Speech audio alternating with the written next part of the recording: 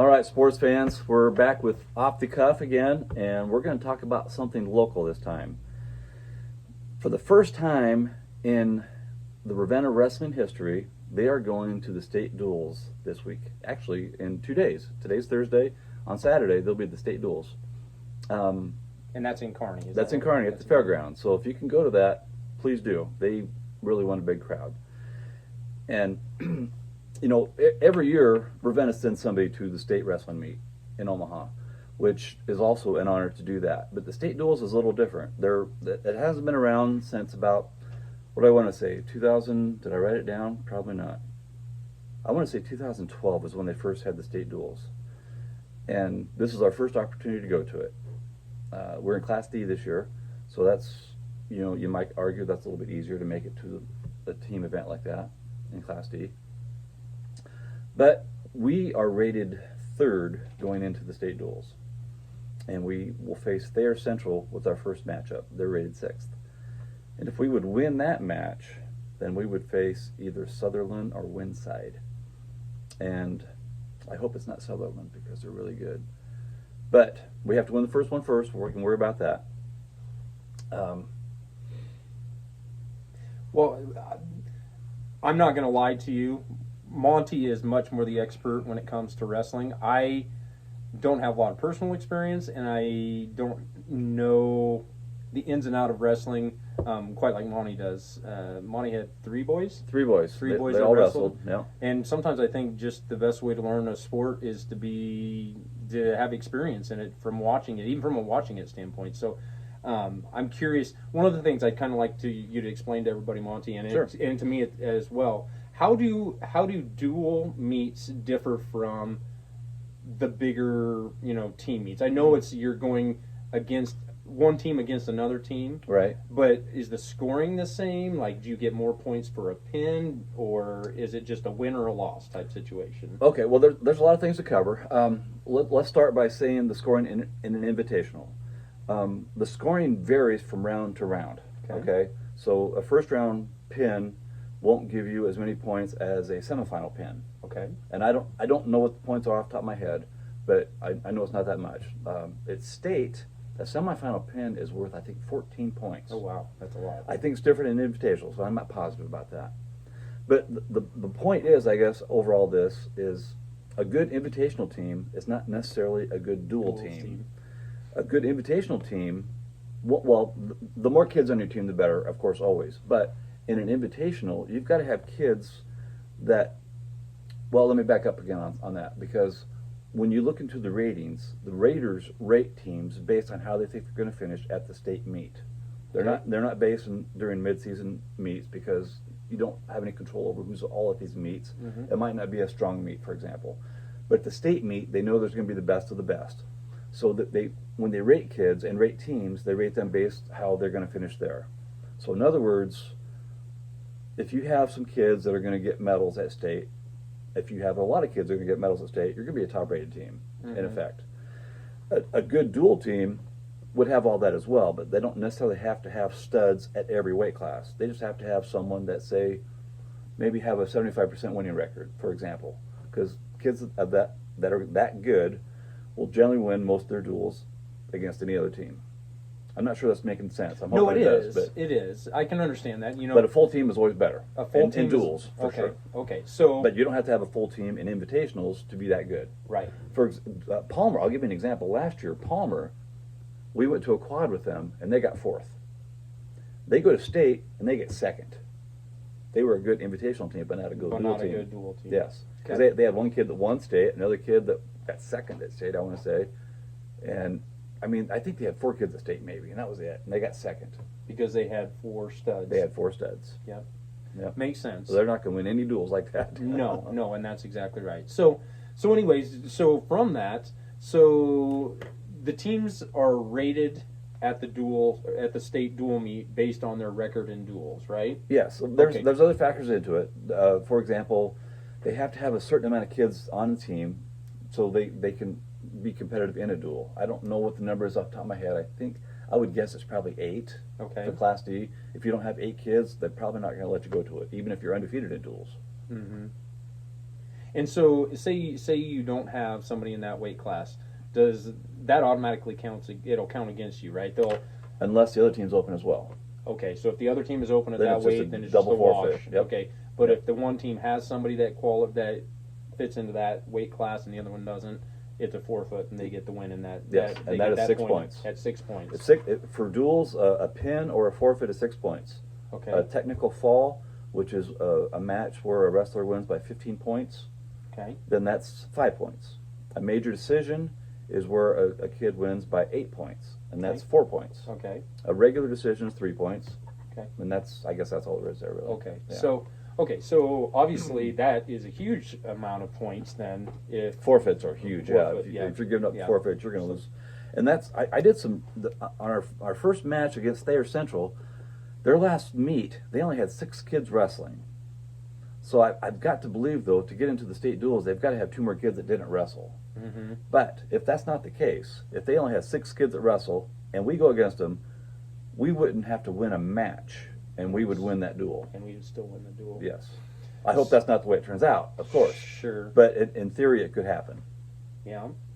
Okay, so the competitor, and again, this is a basketball guy trying to talk wrestling, which is, I'll have a story later on about my wrestling career.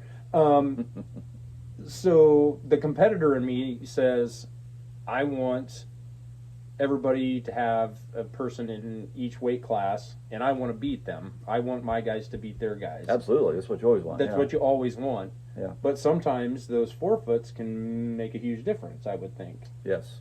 And the other thing is, I don't know how important it is to point this out, but one would assume the lowest weight class in Nebraska is 106. Mm-hmm. They don't necessarily start at 106. Okay. I believe they flip a coin, and I honestly couldn't tell you how they did, but they don't always start at 106. Sometimes they start in the middle. Sometimes they start at 285. There's a method to do that. I wish I would have researched that to tell you about this, but my apologies. Oh, that's okay. I think it's kind of a unique setup, and again, Duels are the best. yeah, I love duels. Yeah. They are the best. yeah, Because Well- they're short generally, and I can it's imagine. one-on-one. Yep. You got all the attention is right Yeah. on that match. yeah. Whereas the invitational, you got a whole there's bunch 5 of- or 6 going on at one time. Yeah, Yeah. yeah. It's duels are the best. That's cool. Honestly, let me tell my story real quick. 'Cause Okay, yes. It's a lot of my wrestling matches were really quick. I was an average athlete in high school, but I grew up playing basketball. I went out for 1 year of wrestling because my dad made me. Was that in junior high or It high was in school? junior high. Okay. I was a 7th grader. Anyway, like I said, I was my advantage athletically was I was pretty quick. So this was my typical match. The match would start. I'd get a takedown, get the 2 points, and then I wouldn't know what to do. And by the time I knew what my next move was, I was usually on my back. And Watching the lights. And I can tell you how many lights there were in every gym I wrestled in. The old Gibbon gym had 22. It was bad. It was bad. But anyway, but I appreciated, the ability and the strength that those wrestlers possess. Monte and I were talking about this the other day. There's something beautiful about watching somebody be able to physically force somebody else to do something in a controlled setting That they don't want that to they do. don't want to do. They're Yeah. doing everything they can do to prevent that move from being successful, from getting on their back, and It's combat without fist flying. Yeah, it really it is what it is in It is. effect, and it's fun to watch. it is. It is something else. It's not for everybody. I'll agree. It isn't, and like I said, I'm not one that I could say I might be able to do a dual meet because I can understand the focus on one mat. That I think that's part of it is I get a little squirrel action going on if I go to an invitation. I can't focus on one match. There's so much going on. There is. And also where I don't really know a lot about wrestling. It it's helps a to little know one hard- of the kids too. Yeah, and that's true too. Yeah. And to appreciate the moves that they're doing and the technique and all that stuff, I think the more experienced wrestling fan or spectator or person can appreciate those things more. Indeed. So, But agree. but Well, go see the state duels this weekend, sports fans. You won't regret it. and go to Ravenna. I'd like to see Ravenna kind of. I think honestly, and this is my opinion, just from having talked to Monte. Again, he's my expert. I think we can get past round 1. Round 2 is going to be a bear. It's going to be tough. If we could find a way to beat Sutherland, I think that they have a shot. If they can get past Sutherland, they got a great shot. Yeah, I think if they can get past Sutherland, I think they got a great shot to win the whole thing. So we'll keep our fingers crossed. We'll be cheering on those Ravenna Blue Jay wrestlers, and I really, really hope they come back with the title this weekend. Even if they come back with, they placed four plaques or trophies. I guess I'm not sure what it is, trophy or plaques, but they could finish up to fourth and bring back some hardware. That would be awesome. So in their first, I'd be happy with that. In their first experience at a state duals meet, to come back with some hardware that'd be pretty amazing. That'd be a good deal. That'd be a good deal. So all right. One last thing before we go, we're trying to try new things, introduce new things within our podcast and our YouTube channel. And one of the things we're going to try and do is we're going to have an episode or a segment of our show called "You Didn't Ask," which means one of us is gonna have a pet peeve or a beef that we want to air real quick. You don't have to agree with it. Most of you probably won't, but I think they will on this one, Jeff. I hope so. Here's my "you didn't ask, but you're going to hear about it" section, and that is a matter of what I consider sportsmanship and player development of people that aren't your normal starters or players.